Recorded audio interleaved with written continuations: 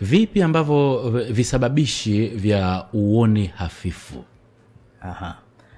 Kwa hiyo sasa uoni hafifu unaweza kusababishwa na vitu vingi. Ili mtu aone ni lazima mwanga uweze kupita hapo kwenye hicho kioo cha mbele cha jicho, hiyo sehemu nyeusi unayoiona, uende kwenye upite sehemu ya katikati ambapo pana lens, uende kwenye pazia la nyuma. Kwenye pazia la nyuma la jicho Mungu aliweka chembe hai maalum ambazo zinabadilisha nguvu ya mwanga, zinaupeleka kwenye nguvu ya umeme ambayo inapelekwa taarifa kwenye ubongo. Kwa ubongo unafanya tafsiri. Kwa nini nimesema hivyo? Manake kukiwa na shida kwenye hii njia yote ambayo mwanga unapita, sehemu yoyote kuanzia kwenye kioo hicho cha mbele, mtu amepata kovu. Zamani kulikuwa na measles, watu walikuwa wanapata makovu. Kulikuwa na trachoma Dodoma, watu walikuwa wanapata makovu kwenye kioo cha mbele, wanashindwa kuona. Siku hizi kuna watu wanapata mtoto wa jicho kwa sababu ya sukari na kwa sababu ya umri, ile lenzi inapata ukungu, mtu hataweza kuona. Kuna shida ya sukari kubwa siku hizi, macho yanaharibika sana kwa sababu ya sukari.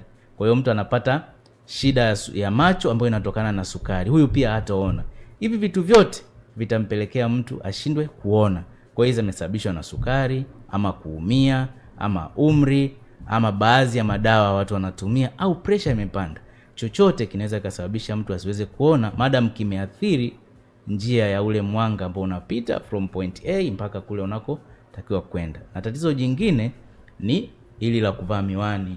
Mtu anakuwa haoni mbali ama haoni karibu, lakini akivaa miwani lile tatizo lake linakuwa corrected akiwa amevaa miwani yake, lakini kwa sababu hajui anakuwa anapata changamoto. Na hii inachangia asilimia zaidi ya 40 ya uoni hafifu, shida ya miwani.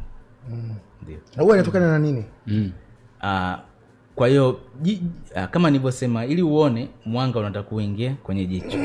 Kwa hiyo mwanga, mtu ambaye ana shida ya miwani, mwanga unawezekana haufiki ile sehemu inayotakiwa ama unapitiliza ile sehemu inayotakiwa. Kwa mfano, watu wengi ambao hawaoni mbali, haufiki kwa sababu jicho lao kidogo, jicho lake kidogo linakuwa kutoka point A point B limekuwa ni refu kidogo kuliko mtu wa kawaida.